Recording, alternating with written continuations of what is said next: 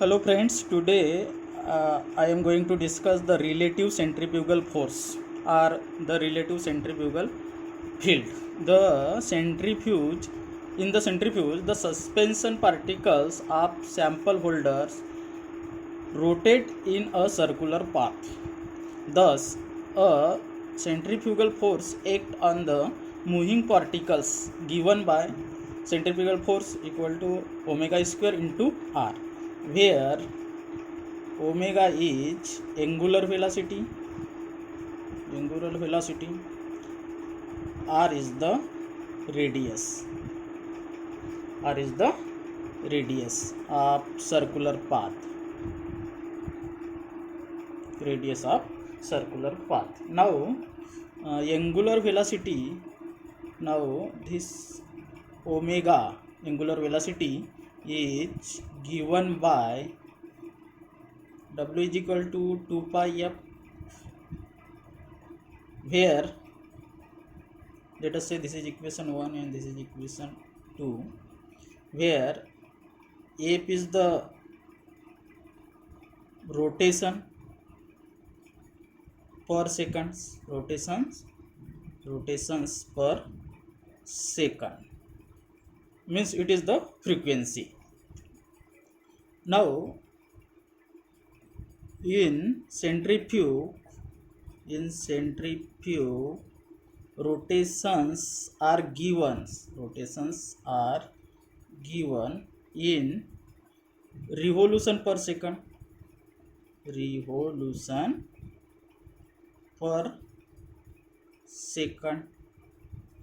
that is r per rps, revolutions per minute, rpm. Now we can write this relation between rpm and rps, that is f is equal to revolution per minute divided by 60. This is the relation between rps, f, revolution per second, and revolution per minute.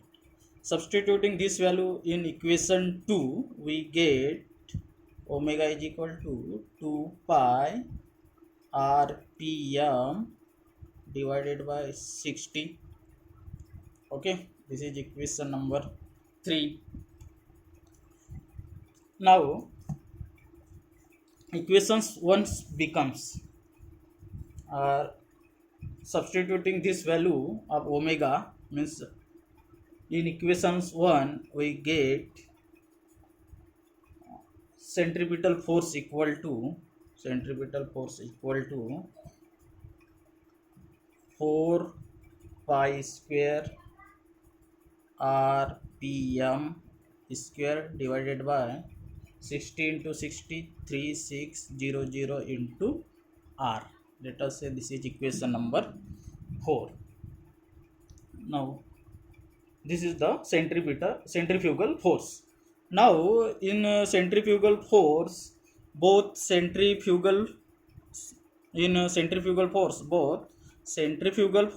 and gravitational force are responsible for the sedimentation of the particle.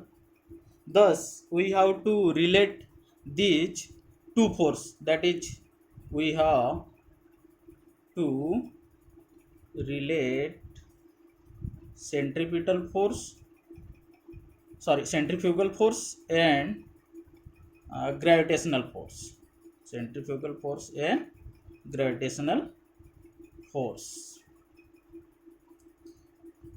Secondly, the acceleration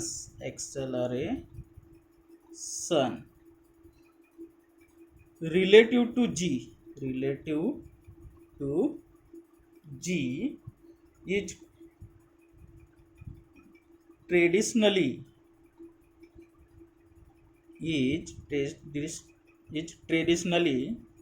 known as the relative centrifugal force. centrifugal force. Thus, this relative centrifugal force is always measured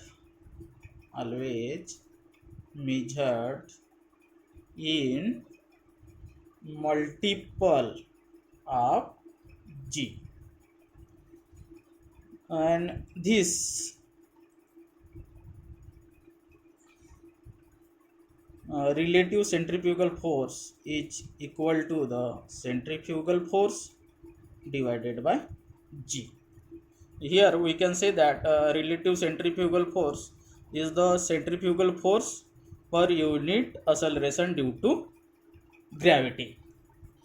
Now substitute the value of Cf from equation 4. We get RCF is equal to 4 pi square divided by 3600 into G into R revolution per minute RPM square into R. Now put G is equal to 980 centimeter per second square and pi equal to 3.14 in above equation. We get this RCF is equal to, we will get 1.12 10 raised to the power minus 5 into RPM square into R. Now this is the expected expression for relative centrifugal force. Now since in relative centrifugal force is given by these equations, where R is the radius of rotor in centimeter. Here R is the radius of rotor in centimeter. Now this RCF depends upon the speed of rotors RPM. RCF depends upon the maximum radius of rotors, means maximum distance between the axis of rotation and sample holder, that is the R. RCF is always expressed in multiple of G. RCF is responsible to separate the aqueous solution in centrifuges. RCF is the force acting on the sample during the centrifugation. Secondly, this RCF is also known as G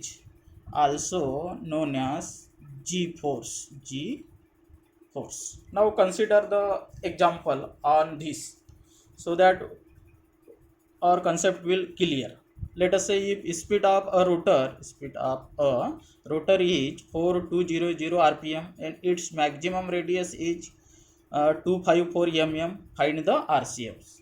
Now given is R is equal to 254 mm, so this is equal to 25.4 centimeter R, and RPM is equal to 4200. Now we know that we have this R relative centrifugal force is equal to 1.12 10 raised to the power minus 5 into RPM square into R. Now substitute this value, 1.12 10 raised to the power minus 5 into 4200 square into 25.4. This will be equal to 5018. This RCF is equal to 50118, but its unit is G. So in this way we can calculate the RCFs by using this formula. Thank you for watching.